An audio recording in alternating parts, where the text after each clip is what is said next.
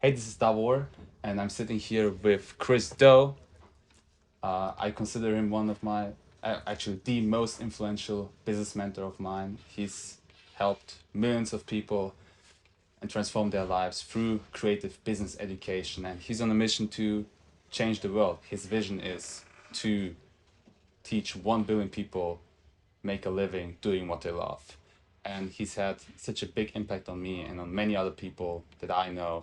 And I just want to learn from his experiences, from his way of thinking on how to help people, really, and make a big impact in the world that changes the course of humanity.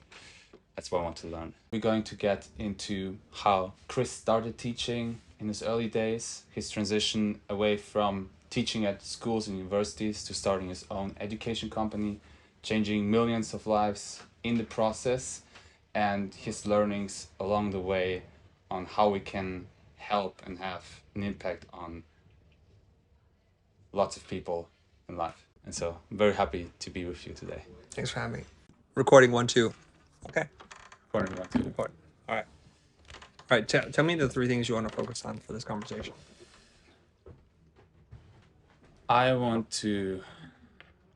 It's quite interesting to say 3 things because I want to kind of do what you've done. Let's say it like this. Okay. Do what I've done in what way? I guess maybe with a bit of context. So, I've joined the Future Pro group Okay. 3.5 years ago. And I remember you. You remember? I remember your name at least. Yes. That's good. That's good Yeah. because I do remember as well. It was for me at a time when I wasn't doing anything. I wasn't Okay. making money. I wasn't good at anything. Yeah. And getting to the group and seeing your perspective on business, this ethical approach, and this, very positive attitude to it, was really, really inspiring. The way you talked with me, and even a couple of one-on-ones we had in the air meets, for example, back Yeah. then when you did them, that was amazing. And I have to say, then I have, of course, I've learned so much from you, really. Like most of the stuff around business, I've learned from you. Wonderful. And from people that have learned from you, like Rich Webster, for example. Okay. Yeah. Rich Webster, I learned a lot from him, and Ren Segal, of course, in terms of like the Webflow stuff. Yeah. And that resulted in me making, crossing the 10K mark in October 2022 with Webflow development. So not the creative space, which is the thing I thought I would be doing, but it went into kind of this coding thing, and now I have this digital agency where I make the money and run it in a couple of hours a week. And what's happened in this shift that happened in the last week, it was interesting. I was at this Webflow conference here in London last week, and I talked with people there who I met also last year, and they said their life has changed because of the talks we had like the year prior. And so now I've helped a couple of people start their own business and build this kind of, let's say, freedom in terms of they can do whatever they want, they can follow their dreams, their passions, and I feel something has started where I can really help lots of people with building a business that will create them the free time so they can do the things that really, really bring them joy. Or maybe even run a business in that sense, that they do the things that they love to do. And so I have this perspective on life where I think that, the thing that really is the most valuable in the world is having good people, and giving back to people. Yeah. And I know that because I learned so much from you, you don't do it for the money. I mean, that's a nice side effect, but the thing that happens is you give so much back to people that it ends up with transforming lives. And so that has happened with me. So you've transformed my life as one of my key mentors, or the key mentor in terms of business. And so that's why I want to just sit down and understand, the whole thing about, because you've changed millions of lives. And I feel like there's a calling that's come to me in the last week. And it's kind of this coincidence where it's not a coincidence that we meet now. Like, I didn't think about this like a week ago or at any point, right? But I met with Marcelo Russo, who does your Webflow work. Oh, Mars. Mars, that's right, yeah. So I met him at the Webflow conference on Tuesday when I was already heading out. And Right. Yeah, right. Okay. Interesting coincidence. Yeah, Okay. exactly. And Yeah. he had this cap on it. And remember, Yeah. the brand that you were like, Mm-hmm. always like sharing is like, and it said God is a designer. And I Yep. was like, it's a cool hat you got from Chris. I remember he was like, "You're coming to London." I was like, "Really, I see. really?" I Yeah. was like, "Okay, he's coming to London." Like, I think And then that was basically the day after I realized, wow, okay, I've changed people's lives with just appearing at the few social media posts I did. Not much really, Mm-hmm. It was just me appearing and talking with people, and like, and then you know, he basically, and then I said, like, I think it's time to meet him, and I was like, okay, look, I don't know, I can't message him directly probably because you're of course busy, you have lots of stuff to do. So I was like, okay, do you know somebody that can reach you through? So then I made this text and I shared with Marcelo, and he shared with your videographer, Trigo. Yeah. Rodrigo, right? And he then messaged you, and it took a couple of tries to get to you, of course, Yeah. obviously, but You know, it's actually through the DM because Trigo says someone wants to talk to you, and I'm like, I ignored that. of course, exactly, The first time I saw your message, knew about it was through the DM yeah, right, because it was backlogged, because I was traveling. But yeah, yeah, okay. So let's get to it because I want to make sure that we get to the thing that I can do to help you right now yes, because the time's going to disappear like that, and then I'm going to course. have to leave. So I want Yeah. to make But I sure. want to give this context. I think I this get the helps. context. Yeah, I understand. yeah. So now, what is it about what I do that you want to do so I can focus my energy on that? Help people as much as possible. Okay, there's nothing stopping you right now. So what's the challenge with you helping people? It's less of a challenge. It's more about learning from your experiences and Okay. how you've done it. Okay. So I guess it's about asking you Sure. what your transformation was, because you mentioned it before also in the talk. You had this agency where Yeah. you were one of the top 10 agencies in the world Yeah. in digital space. Yeah. And then you decided to go and start posting videos. So what was the idea behind that initially? Well, when I said there was a time in which we're the top 10 motion design studios in the world, that time is very short. When was that? Early 2000s. Okay. We got so much work, we're making so much money, it's crazy. And then, of course, the industry starts getting bigger and bigger, and it becomes oversaturated at one point.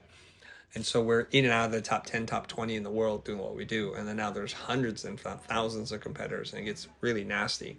When I see that the water's getting too full, I move to another category. Right. So we started adding brand design consultancy to what we do. And so we were very unique in that way that we came from heavy production and ability to do stuff and then adding strategy. That's when I met Jose. That's probably 2013.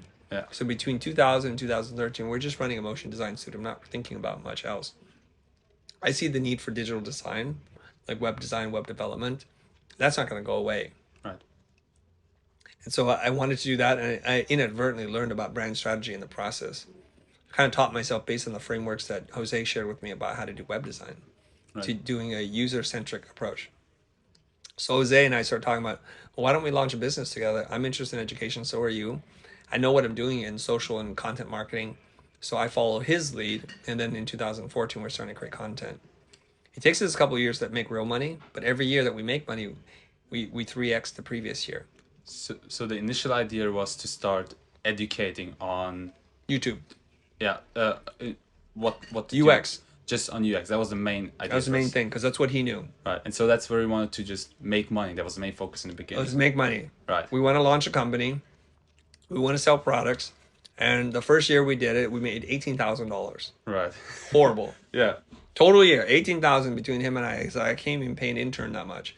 But the next year we make 3x that. So Right. I don't know what the math is. So it's going to be around 60 something, 70K. Right. Next year we do 3 of that. So it's like now 270, and now it gets real. So at that point, I can see that Jose and I have differing ideas about how to run a company. Right. So we split, and I have to kind of not start over, but start with like my own ideas now. Because I'm not doing it based on what he wants to do. I want to do this thing specifically for myself. And when was that? That was 2017. So 2.5 years into starting with Jose. That was called Skool in the beginning? It was called The Skool. Right. And then it became The Futur. I needed a new name, new identity, one without Jose, and that's what I wound up doing. Right. And so when you did this transition from Skool to the future, Yeah. it was basically you now owning your Everything. thing. Yeah. Right. My voice, my identity, my style, my subject, my value, everything. But so you were still running the agency at the time, right? Correct. Right. You ran it, I think, for a couple of more years until Into end of 2018. right. So things are moving very fast. Right. So what was the thing when you went from basically starting the Future as this education company? Yes. Was the main purpose still to educate to make money, or what was there something bigger coming behind that already? I needed to prove the business model. Right. So without money, I can't hire people. So we needed to make money, but that's not the goal. The goal was to create a disruption in the education space. Because I was trying to help schools and organizations, but they just wouldn't listen to me. Mm-hmm. So I felt like I had to prove it, put my money where my mouth is and go all in on this. So 2017, 2018 starts getting real serious. Like we can make real money. I think the end of 2018, we did like $1.5 million. Right. Because keep in mind, every year we're doing 3x. Yeah. So then in 2018, the guy's like 1 point something million isn't enough. 1.5 isn't enough to sustain this whole company. But if we 3x that, that would be 5.5 or $4.5 million. That is enough to sustain this whole company. So we just made a commitment. Everybody that was on the blind side just moved over. Right. It was a leap of faith. We didn't hit $4.5 million. We hit 3.8 or something. We did pretty good. So again, it's like, let's keep going. Where does this story end? Right. So you wanted to do this education thing with the Future because you wanted to prove to schools there's a better, smarter, faster, more efficient way to help people. So where does that come from? That idea of like this is going to help people? I've been part of private education for 15 years. How's that? See. Well, I used to teach at Art Center. Right. Right. So I taught at Art Center and Otis and Cal Arts and other schools for 15 years. And in that time, I just keep looking at how much tuition costs and what they're getting from the education and the quality of work that they're doing.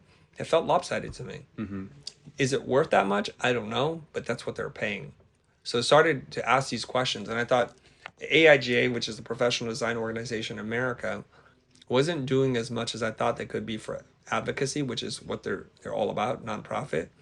They're not teaching designers and creators how to make money. They're teaching them to fall in love with older designers. Mm-hmm. So it was this weird cycle that we couldn't break. I tried to help them. They didn't seemingly or organize enough for me to help. Art Center wasn't interested in me helping. Right. They're like, we're going to just do this. We're at the top of the hill. We're top dog. We don't need to change. Making money. So they're kind of stuck in that space. So yeah. If I feel like a loser because I'm telling people change is ahead of us, there's a better way. And if I'm just all talk, then I'm a loser. So I have to go and prove it. Yeah, right. So you were basically a teacher there, and you said, well, the way we do it here is not actually helping people in the best way. Right. So that's where you felt this shift with the Future specifically. So if we look at the institution of art and design, we look at the institution itself. Yeah. And what's good for it, you know. We look at what's good for instructors. And we look at what's good for students. And we see that under the traditional model, they pay the teachers as little as possible. Mm-hmm. They charge the students as much as possible so that the institution can say, we've done great things. And we're going to build more buildings and we're going to have this great legacy. It just looks good, basically. It looks good. And that's how most schools are run. Yeah. Charge students more, pay instructors less, and then build the legacy. Right. They're more interested in putting their name on a building, building a new hall, buying equipment than they are serving the students. But my model looks at it like this, where what's good for the school, what's good for the students, and what's good for the instructors. And that's where the future lives. So what we do is we say, instructors, it's stupid to keep doing the same thing over and over again. Let's build IP, which you own, which you'll collect a royalty for the rest of your life. Right. That's good for instructors. What's IP? Intellectual property. Intellectual property, yeah. So when you teach a course, you own nothing. Right. Because you can't scale. You only make money when you work. But if you record a course or you create a kit or a tool, every time that thing sells, you make money.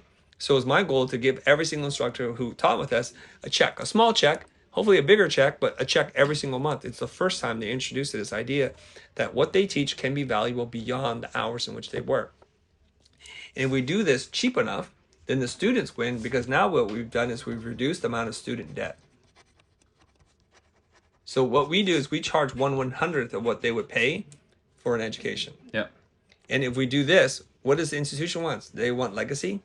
So what we do is if we create a model that's profitable also for the institution, then the institution can do things that are meaningful. They can contribute to communities, but what they want is to educate more people. And they can't because tuition becomes a bottleneck for that. Right. It becomes too high of a barrier to do that. So I believe the model that we've designed, developed, and harnessed over the last few years is that perfect space that serves students. It rewards instructors, the best instructors, and it actually provides for the institution. Right. So it moves forward. These institutions, these nonprofits, no one makes money. It's just run really inefficiently with too much middle management stuff. And what we want to do is cut all that stuff out. Right. Does that make sense? So it's good for the institution. So we would call this a win-win-win-win. It's like 3 wins. So everybody wins, right? Yeah, that's the idea. So you are basically setting up a model, not like the universities have done, but Right. you do it in a way that you actually help people. You make sure the people who instruct get paid well. Yes. And so that's how everybody wins. And then it grows by default because you're helping so much people. I think so. Right. Yeah. I mean, it does. Man. Yeah. It transforms many lives, right? Yeah. So my goal with the future is to get to a point, let's say if we can get $100 million for the future in terms of revenue, what I do is I use that money and I want to buy the school. And I convert it from the inside out. I fire all the people that are not contributing to the direct education impact of students. I use the space less as classrooms, but more labs or meeting spaces or something like that. So we have the legacy of the school and we have a modern way and we charge the tuition that we're charging, not the tuition they're charging now. Right. Something that people can afford with and don't go into debt, which Right. is fair, basically. That's what I'm trying to do. So that's the big vision. That's the big vision. I've talked about the vision, but now we can talk about as deep as you want. Right. So There are people who are interested in investing in us Yeah. to help us achieve this. But the problem is as soon as I get investors, I have shareholders to answer to, and they want growth, they want money, they want other things, naturally. you don't have to control. Yeah, I mean, I don't have to control it if we're aligned in our mission. That's right. But I don't think they're aligned in the mission. They see opportunity. Yeah. So how do you think it's going to move forward? Well, right now, we have a problem because the sales of courses is not going well. Of your courses? Yeah. Okay. Of courses across the industry. Right, right. It's really down. Why is that?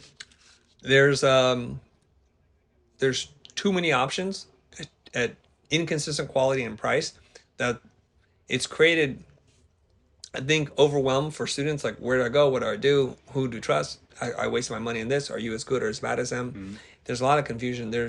It's just oversaturated. Right. And then oversaturation plus AI is really going to impact our industry. Right. Yeah. So how are you going to overcome that? What's your thoughts? We use AI Okay. to do things differently. So our innovation model is, okay, so right now there's a course that you can buy, Yeah. but there's no accountability and no support, no help, That's the thing that actually helps people. right? Additionally, yeah. Yeah. So what we're thinking about is if you have a course and you have access to an AITA, the course becomes more valuable. Right. And if there were a course that were supported somehow by AI to do follow-up material, right? Or to give you individualized critique, that becomes really valuable. That starts to create parity between a university brick and mortar and what we do. So now we have the video, the content. We have a TA that you can talk to help you. When you submit work, the AI can critique it. So let me put AI here. Okay. Right? And maybe there's AI materials to follow up to just keep checking in with you. How are you doing? Right? So one of the things that we thought about building was to do an AI accountability robot. Okay. It just asks you what it is that you want to achieve by when. And it'll ask you more questions to clarify. It says, so based on that, what do you need to do? And it'll start to break it down. So every day you must do this thing. Do you agree to do that? And every day I'm going to ask you and check in on you. And then it'll text message you, say, how are we doing? Did we accomplish what you said you were going to do? Did you make your first post on social? It's that kind of stuff to keep you accountable. So some kind of accountability. Right, right. I mean, this is what humans could also do, but maybe not at that efficiency. Too expensive. It's expensive. My whole thing is, for my model to work, it has to be affordable that almost anybody anywhere in the world could use it. Right. Because what happens is if you look at the accessibility and you say, well, who can afford $25,000 a semester? First of all, your parents have to make a lot of money. Yeah. And then you probably have to be in the Western world somewhere. So what it's doing is it's leaving a lot of people down here out of the conversation. So what happens is these people continue to make more. These people continue to make less. Right. I'm trying to change that. So you're trying to invert it. You want to I wanna teach people invert the it. valuable skills so they can make the money Yes, without going to debt. that's what you're trying to do. Exactly. If I could move them to this layer, that is tremendous positive things happening for society. Right. They can help their parents. They can alleviate some of the stress. Maybe they don't get into an argument with their spouse or partner. Oh, yeah. Money, or the lack of it, can be the source of a lot of anxiety and stress. Yes. I'm here because I don't have to make money. If the plumbing explodes at our house, we just pay someone to take care of it. Right. If someone can't take my son to school, I just hire someone, or he takes an Uber, and it just works. So money isn't the solution to everything, but it can be the solution or a pain relief to lots of things. It can be a, how do you say, it can support the mission of helping people in this case. It can, Right. right? Yeah. Yeah. So you see this, of course, as a business model, and it makes sense, right? As you grow the business, you can help more and more people, and then it kind of has this, kind of circles around where Absolutely. it just fuels each other, right? Right. But what I'm really curious about is you didn't go into the whole education space with the initial idea of helping people. So was there something on the way where you realized, okay, wow, Okay. I'm not doing this for the money anymore, or at least not mainly. Okay. Like I see there's transformation of lives happening. All right. Like this thing that you explained. I want to clear up something, but I also want to take some responsibility here. Sure. When I was teaching at school, I thought this was a waste of money. And when I taught at school, I didn't make a lot of money. Teaching is my first love before graphic design, before anything else. It's my first love. But I found that the institutions, the way they're set up, it's not in alignment with who I am and what I want to be. So Jose comes on board. And he's like, "Hey, let's team up," because I was getting ready to launch some workshops myself and teach people, again, at a fraction of what they would pay for school. It might be a couple $1,000, and I'm going to teach you, but it's better than paying 20 grand. Of course. Not cheap, but not expensive. And he's like, "Stop doing that. I'm going to show you how to do this." So in the very beginning, I just followed his lead because he was the experienced one. He was my mentor at that point. Right. I don't know how to make content. I don't know how to build products. So he's teaching me this. And so when my first rule is when you seek out a mentor, do as they tell you to do. I already knew this felt wrong, as I mentioned downstairs, right? This wasn't in alignment with who I am. Like, why are we teaching some parts, holding back other parts? Yeah. Why is there such a strong call to action to buy our products? And he's like, this is how you make money. And the point in which it changes when I told him, hey, I'm kind of tired of this. I just want to teach. No more courses, no more selling anything. I just want to teach. That first video started to take off. We would get like 50 views, and now we're getting a couple hundred views per day. Right. So that's instantly I knew. Right. And I knew because for a period of time we do it your way, and then I start to learn. I'm like, and now that I've done it your way many, many times, I've followed your exact lead. I'm gonna change it. I'm gonna do it my way. As soon as we start doing my way, it starts to work. And so if this is working, let's keep doing it. Where we start to butt heads, he's like, this is not selling any courses. The problem with it is, and this is, I need to disclose this part, I don't need to make money, but he does. My company makes money, right? Blind, but this is all he's doing. So if it's not making money for him, he's not going to have anything to live on, which is a real concern. It's not my concern, but I have to be sensitive to that. Right. So after a while, it becomes clear I'd rather just teach and build this company. And even today, it becomes a problem because people keep asking, why aren't we selling this? Why do you keep giving the content away for free? I said, I don't know. It's not my problem. You figure out how to make money, but I'm just going to teach. That's all I want to do. So it's not exactly what changed. It's just because there was someone else guiding me through the process that I followed. And then I said, why don't we try something else? So when did you get this passion, this idea of teaching? I think, I mean, I could literally look it up, but probably within his first 6 to 9 months. So month 0 to 6, we just did it his way. Right. Somewhere along the way, I'm like, this isn't working for me, man. I don't feel good about this. I feel like we're selling all the time. Yeah. Okay. If you literally watch the first few videos, you'll see. Right.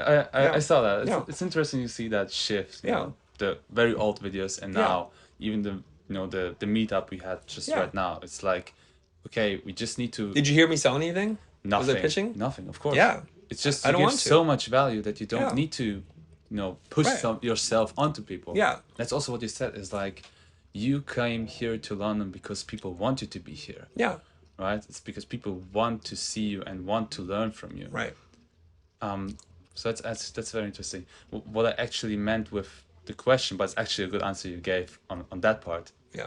But when did you develop this passion for teaching? I've always wanted to be a teacher, even when Yeah. I was a little kid. How's that? So I would learn something. I would try to teach somebody how to draw, or it didn't matter. Like with my friends, they're like, "Hey, how did you figure that out in class?" I would teach them, and teaching, I already knew was the fastest way you go broke. Right. So you start to like put that idea away, right? And when I was going to art center, even in the very beginning, some of the students were like, "Hey, how do you come up with ideas like that?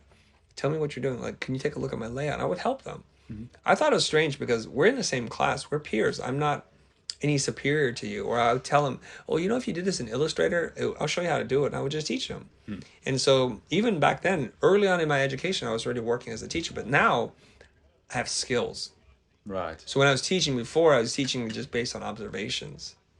And now what you're seeing in me is the culmination of my highest self, which is I'm just trying to give as much as possible in every moment that I can give it. And so that is something that I've experienced in the last 7 days. It's like this complete shift in energy and work ethic. It's like before it was all about, okay, I built this business so I can run away from this fear of like going to school where I don't learn anything, you know, and then I built this thing and I just try to minimize the time to figure out what I want to do. And now it's like, okay, wow, I can change people's lives towards the better with the knowledge that I've built now. Yeah. Now it's all about doing as much as possible because there's people out there that, you know, if I'm not there, you know, if I'm there for them, I can help them change their lives. Yeah. At least I can give this inspiration or this little bit, right? So it's like this whole thing has changed. Where I'm like now, it's like the last 7 days I've been talking with people, so many people, and I've taken in, you know, I said, look, if you want to chat with me, all the people who message me, let's have a chat, you know, let's have a call, let's have a conversation, right? I do it all for free. I just want to help people, right? It's like the last 7 days, I've barely eaten, I've barely slept, but I haven't felt this kind of energy, right? Right. And now I realize why you do it this way as well. Yeah. Because you're just active all the time. Yeah. But it's by giving so much to people, you just fuel your own energy as well, and it just keeps going on, Yeah. right? Yeah. So is that the feeling that you have as well? Yes. Yeah. So to tell you a story to make the point, Sure. I don't know when it was, years ago. I'm just reading messages in my DMs and I'm in bed. And my wife's like, "Are you okay?" I'm like, "Yeah, I'm reading this guy." "What are you doing?" I'm just reading socials." I'm like, "Oh, baby, you got to read this message." Somebody's like, "You changed my life, this and this and this." And I give it to her. And she kind of laughs. And she goes, "No wonder you love social media so much." I'm like, "Why?" "Because people love on you nonstop." So you think like as little children, we just want two people to love us, our mom and our dad. Yeah. But when you feel the love from 1,000 people, 10,000, 100,000 people, however it is, it can not be overwhelming, but it can lift you in ways that nothing else can. To know that you've done something that has helped their life in small and big ways. Right. It's a profound impact, and it is its own kind of reward just to help people. I have a philosophy or a belief that people genuinely want to help each other out. And somewhere along the way, we start spreading information that people are trying to hurt you. So we start to become much more protective of our time, our energy, and our space. So now we lock our doors, we install gates, we install alarm systems, and we don't trust our neighbor anymore. Yeah. Right. You know, my friend grew up in the Midwest in America, and he said that before they went on vacation, his mom would say, "Hey, make sure you unlock the doors." And he says, "Why would we do that?" Because his mom said, "Because our neighbors might want to borrow some sugar or something. We need to take care of them." Right. What a wonderful philosophy to look after your neighbors, to be so thoughtful. The last thought she had in her mind was they're going to steal stuff, but they might need sugar or flour or butter. Who knows? I like that idea. It's something. So Yeah. I'm trying to counter all the negative programming that we have, then try to introduce some positive programming. You know, I saw that because I'm originally from Croatia. Yeah. And I saw it there. And the more I go to the south in my region, like the Balkan region, the people make way less money, Yeah. but they have all they need, and it's like they as you said, like they keep their doors open, Yeah. right? Yeah. It's like why would anybody like Right. take something from you? Right. Like if you need help, Let me so, help you. exactly, yeah, Take what you need. exactly. Yeah. So I guess it's at least that's like an observation. Like the Yeah. more maybe materialistic a society is, the more people tend to, or bad people tend to try to take from others. Maybe It can be.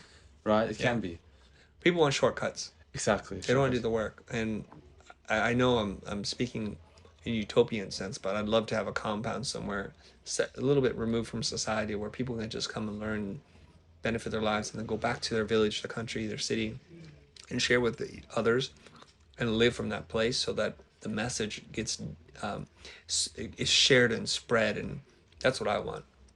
Mm. You know? I can feel that. So what else do we need to talk about? You have another half an hour. Half an hour. Yeah. It's good. Yeah. If you're intense, I can be intense. Yeah, no, this Yeah. is really good. This is really good because I guess let's say, well, I feel like I can do something similar to you. Of course you can. I really feel this. I mean, maybe it's weird to say, but feel this little kind of like calling where I can help people and change lives, Yeah. like you've done for me, like others have done for me Yeah. throughout life. How would you go on about that? Well, this is where it gets really tricky. Yeah. How old are you? I'm 24, of You're still very young. course. Okay. You know, there's time as well. So there's a lot of time, but there's also this other thing that you need to make sure you can take care of yourself before you take care of others. In terms of money and stuff? Everything. Everything, yeah. Health, Yeah, money, 100%. energy, spirit, whatever it is, right? Mind. You have to be able to take care of yourself because the idea is to play this game as long as possible. Yeah. And the way I look at it is, as long as the company doesn't lose money, I'm okay. So if we're revenue neutral, I'm good because I don't need to make money. Everything else makes money for me, Yeah. right? So the first half of my life was to build that up and to build up experience. And the way I know how to speak about things, and people are a little surprised, like, how do you know this? Well, I spent an intense amount of time in my early part of my life to learn the lessons and to pay people to help me and to grind away at it so I can speak from that experience. So I have the resources to do it. I have the experience, the know-how, and I have the stories to back it up. As the kids like to say, the receipts. I have the receipts to show you that I've done stuff. Yeah. So as a young person, as you're trying to help people, you're going to be very effective at teach them to go from nothing to something. Yeah. But beyond that, there's going to be a new problem, which is how do I go to the next level, and you won't have that experience. So it's about getting that Possibly. experience, right? Yeah, so you can simultaneously gain experience while helping people. But the point is, you still need to continue to build that body of work, Right. that experience, so that you can help more people. Or you can say, I'm just going to help people in this one little area, and that's fine. But once they outgrow that, they're going to have to move on. Right. That's a challenge. So I'm in a situation where I felt this shift, specifically this week, that I don't worry about money. Okay. In that sense, or Okay. about like survival, because I have the skills and I'm Yeah. making the money. My agency does it. Okay. It runs on a couple hours a week, right? Great. And I know let's say I'm someone who believes in a creator, Yeah. who really cares for us, Sure. and cares for people. Yeah. And I know that for all I can give back to people, you know, I can give more than I would ever need. Yeah, I see. Just with my skills and the agency that I do. So I don't feel Good. the pressure to make money with this. I just feel like helping Okay. as much people as possible. The name of the game is to be able to play it for as long as possible. Yeah. So as long as you have your health, your mind, your spirit, and your finances in order, you can play forever. Right. I'm in that state where I can play for a really, really long time. Not forever, but a really long time. You feel not forever? No, not forever. But I will be in a place where it's forever. It's just I'm not there yet. Right. Right? Mm-hmm. And I'm not operating at a scale in which I want to operate, so that frustrates me. But I'll solve that problem. What's the frustration do you have? Well, right now, I want to buy a building or a compound Right. so that I can build a studio and a learning space. Like, this is a great space.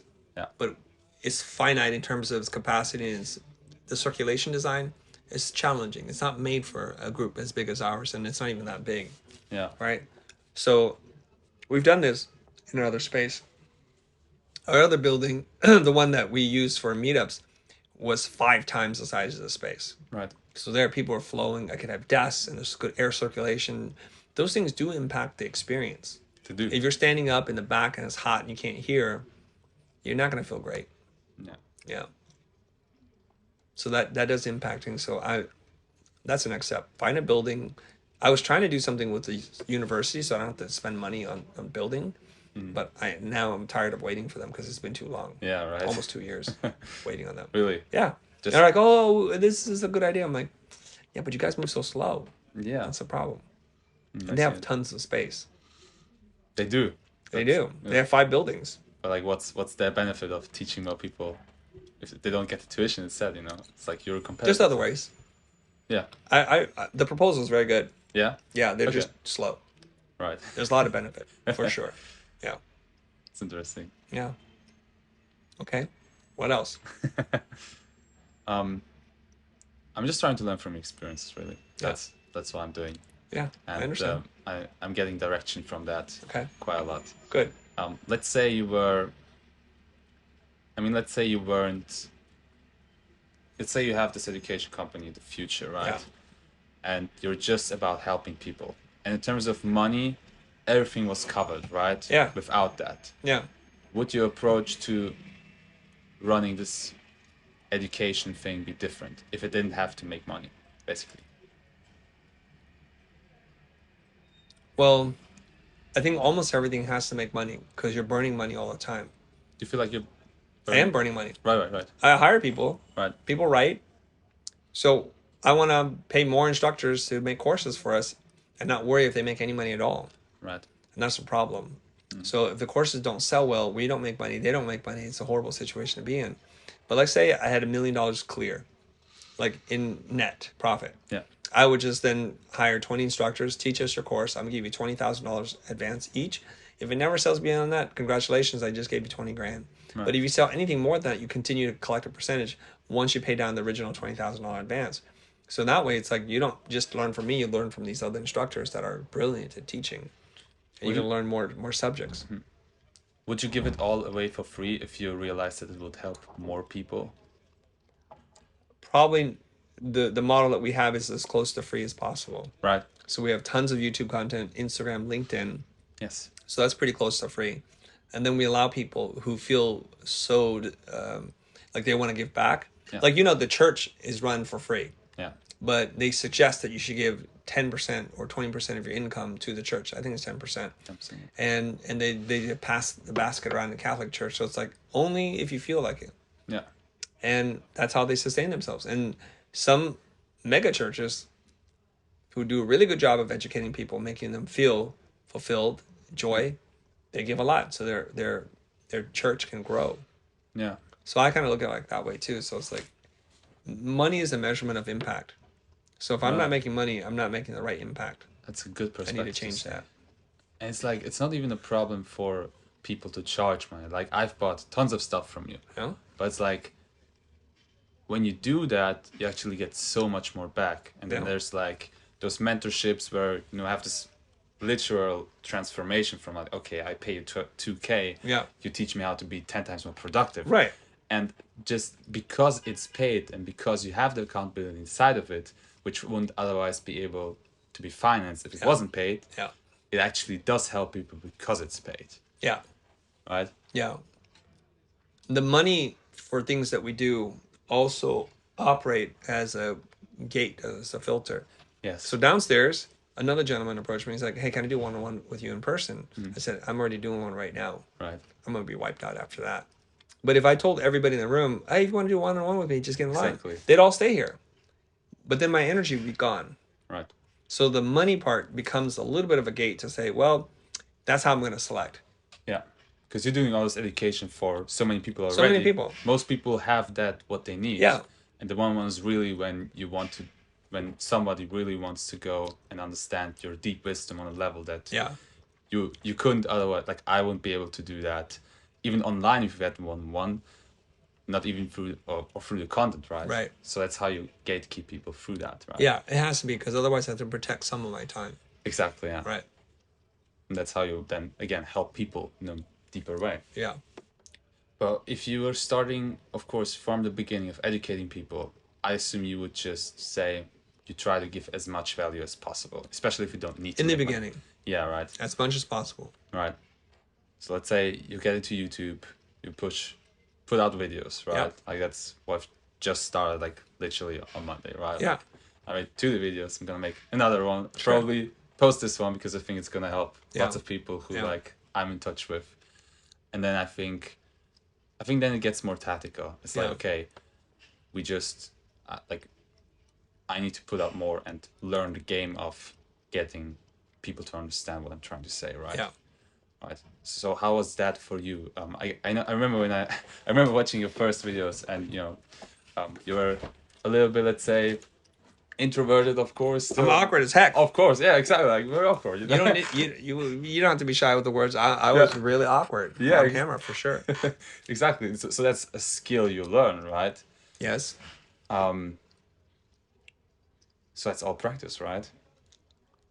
Practice with a filter of try to make one thing better every time. Okay. So how did you do that with YouTube? Well, at first it's like, how do I show up? Right. How do I string together ideas? Took time to show up. It does take a lot of time. Yeah. And then can we improve the thumbnail? Right. What do we need to know about headlines, and what kind of descriptions do we write, and Right. and keywords and things. So you just start to learn, and you just iterate and Right. you get a little bit smarter. So now I think I could be perhaps, like, if somebody wanted to hire me, a YouTube consultant, 100%. because I've been able to grow the channel. Right. Right, we get tremendous reach. Mm. And there's a statistic that I saw on our analytics the other day, because I was doing a little research, like, how much money has the YouTube channel made? $1 million Yeah. in AdSense revenue. Yes. So just AdSense from YouTube. Just from AdSense, purely passive income. Wow. So over the course of 10 years, it's not a lot of money. But if you look at the one number, because most people don't even make $1 million in a lifetime. Exactly. So we did it in 10 years. And I say less because the first 2.5 years weren't under my sole direction. Mm. And we're at 2.6 million subs. Yeah. And we're doing all right. Yeah. And we have over 700 paid members into either the premium or the patron level. Yeah. Right. Right. Yeah. So things are working. That's a good thing. Yeah. Ideally, the model would be I just teach, and there's enough people who support us either at the premier or patron level that I don't need to do anything else. I just teach all the time on YouTube Right. for free. And so this is where it gets, I think, super interesting. So when I look at the most impactful people in history, right? When I look at Jesus Christ, his offer was basically, he was giving away so much value. He was basically helping people get eternal life, right? He wasn't getting anything back in terms of money or material stuff or anything, right?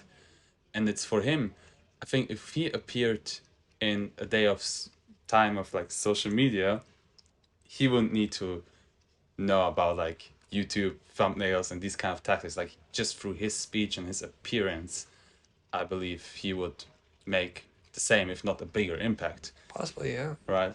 So I feel like this is the main focus, just being able to communicate with people and make that impact through communication. Because I see, and that's probably what other impactful people throughout history did, it's just their way of appearing, their way of talking to others, Yeah. has made them the biggest thing. And I've seen it with you as well, right? I joined the program and I'm like, wow, this guy does ethical sales. I thought business was about being a scumbag. Then I see you and you come in and it's like, no, just actually serve people. Serve people. Right? Exactly. Yeah. Serve people, right? Be good at your work. Yeah. Serve people. Mm-hmm. Lead them, if you feel like the project is not for you, just tell them it's not for you, right? It's for someone else. That's right. Right?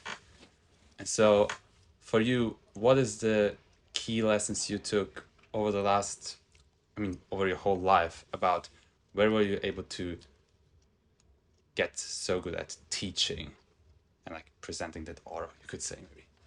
That's a very difficult question to answer. It is. Excuse me. I'm a Capricorn. With that, all that means is I'm a constant improver. Right. And if you understand what that means, is my mind works in iterative steps where I do something and I always ask myself, what could be better? if you change one thing, could you improve this experience in one way or the other? So the 15 years that I taught at Art Center, every class, every week was an opportunity to try and improve. So at first, you model yourself after other instructors, then you try what they do. Of course, you can't do what they do, but you do it your own way. And then I would look and read very carefully through all my teacher evaluations. For me, I would say to my students, if at all I was helpful for you in this last 14 weeks, my biggest ask for you is to return the favor by giving me a detailed review of what worked and what didn't and what you think I can do to improve. Right. So I had to work for 14 weeks to find out the feedback. Some of them would give me very detailed, nuanced feedback, and then I would use that and try again and try again. Just keep doing that. I mean, it's hard to not to get good at something if you do it for 15 years. Of course. But so when I first get on camera, it's very difficult because now everything isn't conversational. It's really directed to camera and it has to be really tight. So getting the mouth movement right, just this part, right? Yeah, right. Saying the words, being able to enunciate clearly was not easy to do. But I had all this practice. I had more than 10 hours of practice of teaching. Yeah. And then I don't just sit on my hands. I read books on teaching theory. I talk to teachers who teach other teachers how to be better teachers. And in fact, in this year, I made a commitment to myself to become the best teacher I can be. So I hired other people to teach me how they teach. So who is that? Dr. Christine Lucer. I worked with her for 7 weeks. I also hired, not this year, but previous years, Dr. Samuel Holtzman, who is the faculty development person at our center. Yeah. And then I paid an improv coach to teach me and to consult. So I did a half-day workshop with them. So I'm always working on my craft. And every opportunity I get, I'm going to whip out a marker and a piece of paper and try to explain complex concepts so people understand it in the simplest way. Right. So it's the same, basically, it's a skill that you develop through constant repetition, getting the feedback, in that case, from the students, the people who learn from you, and then, of course, learning from the best teachers or educators in the world. Yeah. So that's basically where you work. You do that, and you do it as much as possible over a long enough long enough amount of time, and then you hopefully become the best in the world at it and can help the most people possible. Yeah. You will never be perfect, but Of right course. now it's pretty good. Of course, And yeah. all you have to do is improve on that. Of course, and like it's not Just keep expected moving to be forward. perfect, right? Yeah. It's just moving forward. So Yeah. you still continue to do that, of course, 100%. right? I'm reading books. I'm talking to people that have really sharp, brilliant minds, and I learn from them all the time. Yeah. Who have been for you the most impactful mentors throughout your life when it comes specifically to teaching? Probably my business coach, Kieran McLaren. Karen McLaren. Yeah, I just studied him, and also my therapist, Joan Lightfoot. Right. Watching how she works with me, I start to understand the way that she thinks and how she breaks things down. But every single day, whether it's talking to my children or talking to people like you, when you ask a question or you make an observation, it allows me to think on something much deeper and to try to see, like, why did your eyes light up? There's something that's going on there. And if I said something that I thought was pretty good, I make a note of it to say it again. Right. Yeah. What did you feel about like today's presentation? How did you feel about it? Did you feel like what was the observations of that? I thought the group brought different kinds of energy. I would say they brought this kind of London energy, which is drastically different than Miami energy. What sense? Well, Americans are full of optimism and can do, and they're not shy to talk about building empires. Right. Here it's like I want to wind down. I want to do less things, delegate, automate, and just they're trying to get out of the business of working. Right. So it's a different mindset. And I talked to Radham about this. He was a guest on my podcast. He says here we're kind of more content to just shift into neutral. But in America, it's like grind, hustle, build an empire. Chasing money, you could say. Or just chasing success or whatever it is. Right. And that society, what success is defined, basically. Yeah. Right. I think it's defined everywhere. But here we want to talk about it in a different way. Right. That's all. So because they all want success downstairs. Of course. But they weren't ready to talk about it. It's a problem. Exactly, yeah. They based on the culture, it's just a different mindset about what success is, what's actually the thing that really is important to them. But then ask yourself this question: what area of the world influences the most amount of people in the world? It's America. Probably. It is. There's a lot of apps that you use, technology you use. Yeah. It comes from America. Yeah. So the European mindset, and this is a broad statement, is more into preservation of cultural legacy, like legacy brands. And I get that. And you cash in on what you have. Right. But there needs to be enough innovation to happen in European countries, because we don't want the narrative to always come from America's point of view. Right. Because it's not always healthy. In Right. what sense isn't it healthy? What do you think? Well, if you think about, well, Amazon's going to run the world. Right. Twitter's going to run the world. Facebook, Instagram, YouTube, all American companies. Right? WhatsApp, American company. Yeah. So the European perspective is lost because there aren't European technologies that are adopted by everyone. But the Europeans have been doing really well in legacy brands that have heritage. Ferrari, Porsche, like Leica, I believe is European. I'm not sure, but it's probably bought out by somebody else now. Mm-hmm. So that becomes really tricky. And you get into luxury brands, they're European. That's legacy. That's the challenge. And you hear almost nothing from Chinese brands. Yeah. They're not very good at exporting culture. Japanese are, Koreans really good. And there's a term for it, it's called soft power. Right. Right? Soft power is cultural influence. So you may not listen to it, but a lot of people listen to K-pop. Yeah. They watch K-drama. Right? And Samsung as a company is Korean. So is Hyundai. Right. And Kia. And they're starting to influence the world. And we're seeing movies from Korea win the Academy Awards. Yeah. So that's kind of an important cultural shift, that a small country can have outsized reach and influence on the world. Right. So one of the biggest bands in the world is BTS or Blackpink. Right. It's kind of weird. Things are changing. Right. Yeah. Yes. Where's Europe in this conversation? Think about that. Yeah. How much time do we have? Oh, yeah. I'm just going to quickly check. We have about 7 more minutes, I think. Yeah. That's actually very good. Still going? Yeah. Almost? Still going. Going? Going. It's Okay. 51 minutes according to camera. Okay. But it's all fine. Yeah. I think we'll get to a good closing on this. Okay. Then we have 9 more minutes. Yeah, sure. So, I think there's two questions I would like to hear your opinion on. Okay. The one thing is, the question I'll ask you is, what is driving you? What's driving me? What's driving me? And what's driving you in Big life? ambitious ideas. Because I'm nowhere near where I want to be. The mission is to teach 1 billion people how to make a living doing what they love. We're so far away from that. Is to create the new operating system for how schools teach, how people learn, and how to distribute that educational content. We're nowhere near that goal. It feels like we make a lot of impact, but relative to the original goal, it's not enough. Right.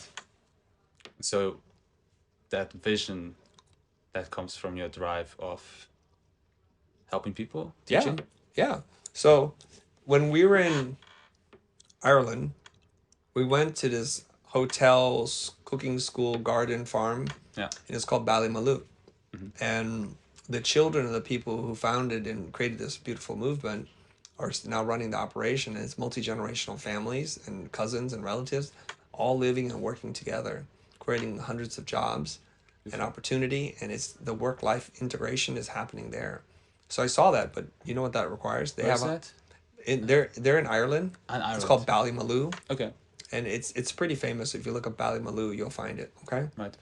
And they have multiple businesses that are all integrated into what they do, but they're on 100 acres.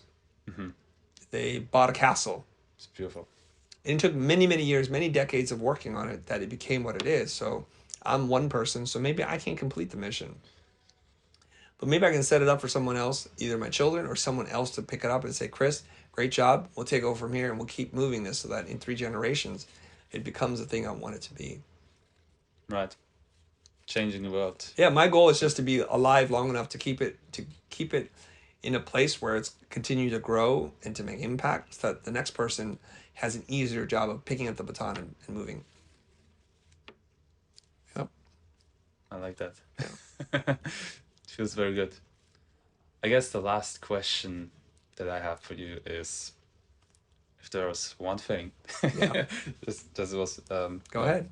If there's one thing that you would tell me about how I can teach and help change the world in a big way, what would that be? There's probably three things you need to do. Okay. One is you need to be well-read and you need to have experience. Right. So those two things reading more allows you to have less experience. Having more experience allows you to read less. You can't have it without either one of those two. Okay? So you can learn from books and you can also learn from life. The best is the combination of both, life experience and book experience. Then the next thing is then for you to start to make content. Because everybody always asks me, what would you do differently if you could? So here's how I look at it. There's a pastor, his name's Erwin McManus. He's been talking and kind of influencing people for 40 years as a pastor. He's an eloquent, powerful speaker. Like when he speaks, people really rise up and they listen to him. And he's like really getting into it when he talks. I'm 10 years in public speaking. So I think, what if I were 20 years into public speaking? I would be theoretically twice as good as I am now. But I started when I was 42. So in 20 years, I'll be 62. That don't look so good for me. And 30 years of experience is 72. And now I'm like, oh my gosh, my life is shorter ahead of me than it was behind me. And so I just say to people, the number one thing I wish I did earlier was to start teaching sooner, to make content sooner. Not teaching sooner, making content sooner. So if I could just rewind the time and say, if I could start my YouTube channel at 22, first of all, they weren't invented back then, but if I did it when I was 22, and now that would be 20 years of where I'm at. So I'd be 30 years into my speaking, teaching thing. I just can't how imagine how good I'd be at that point. Where before you even ask the question, I'm like, I feel your spirit and your energy. I think your question is something like this. Am I correct? And then I believe if you did X, Y, and Z, everything would change. You're like, oh my God, where'd that come from? Yeah. So I got my ways. I got a ways to go. My main goal right now is to stay healthy, stay sharp, keep learning. Good. That's right. And the third thing is once you have the wisdom from experience and reading, And from and mentors, number two, I guess. yeah, from wherever you Right. get it from.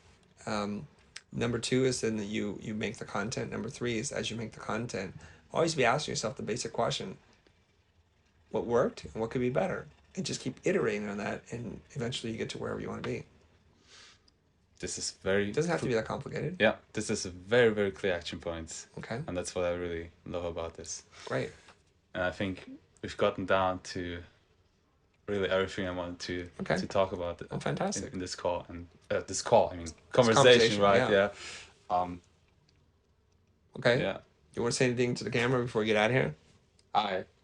Davor, in 10 years, this guy is even bigger, and I'm also somewhere there with him, and we're changing the world, helping people, I guess. I think so. Yeah, right? Yeah, I look forward to seeing you and what you accomplished in 10 years, and I'm also excited for my journey. I'm saying. And I think it's one of these things where a rising tide lifts all boats. Yeah. So we rise the tide together, and whatever boat's in the water, it's going to go up. And I think that's 100%. wonderful, because if I make an impact on your life and you make the impact on other people's lives and it just keeps going, it's a wonderful chain reaction, don't you think? 100%. Yeah. This is where the world gets a better place. Okay. Are you going to make a video out of this? I think this would be a fantastic video. So you should do the intro now. So what's the intro? You have to intro your video. Okay. Which is to tell people, ask them questions, and then tell them and make a promise. Ask them questions and make a promise. Okay.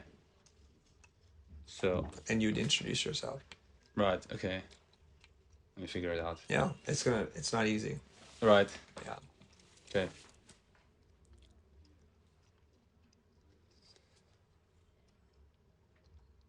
So, this is Davor. I'm here sitting with Christo. I consider him my most influential business mentor throughout the last years. And I think without him, I wouldn't be where I am today. 100% I wouldn't be where I am today. And I think what he's done is he's helped change millions of lives through teaching creative business.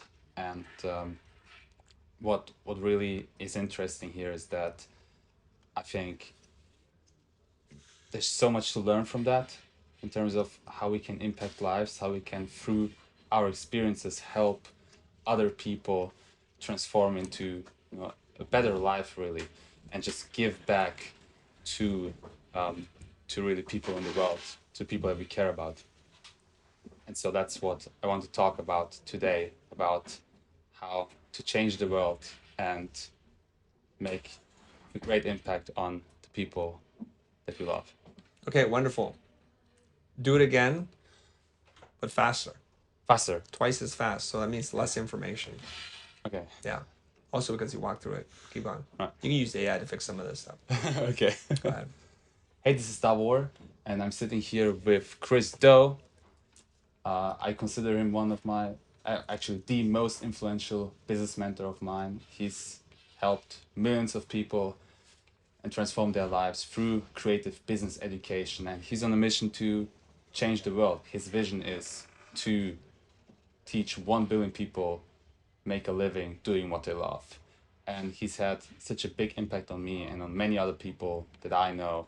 And I just want to learn from his experiences, from his way of thinking on how to help people, really, and make a big impact in the world that changes the course of humanity. That's what I want to learn. And so I'm very happy to be with you today. Thanks for having me. So you want to do one more thing? Okay. Make 3 promises. In this episode, you're going to learn this, this, and that. And Okay. that's enough. What's the promises? So is that a extra part I just added in later? Yeah, you just added right in Okay. there. So in this episode or in this conversation, we're going to unpack how Chris did this, da-da-da, da-da-da. So just think back on the questions you asked, right, and make a promise. It could be one thing. It could be 2 things. Okay. Like if you're like, in this episode, I'm going to teach you how to like turn away bad clients or charge twice as much money. You have to have a promise and a hook. Otherwise, people will not watch. That makes sense. Yeah. Could just be one thing, though. What do you think would be the best to say? I don't know. You're letting me exercise here, which is good. I mean, you could say something like, in this episode, we're going to unpack how I built the company, Yeah. why I made the decision to move away from service industry, and what happened with my previous business partner, what he did for me and what he didn't do for me, and why I'm so insistent on using education as a tool to kind of transform the lives of millions of people. Stick around. Do something like that. That was great. What would you say? Well, it needs to come from you, but you can use mine if you want. But say it, Right, say okay. it to camera. Okay. So it's a promise, right? Just say, in this episode, we're gonna get into X, Y, and Z. So in this episode, we're going to get into how Chris started teaching in his early days, his transition away from teaching at schools and universities to starting his own education company, changing millions of lives in the process, and his learnings along the way on how we can help and have an impact on lots of people in life. There you go. Right? Yeah. Let's go. So use editing, and that'll be all chopped up. All right, Wow. let's hit stop. Yeah. Okay.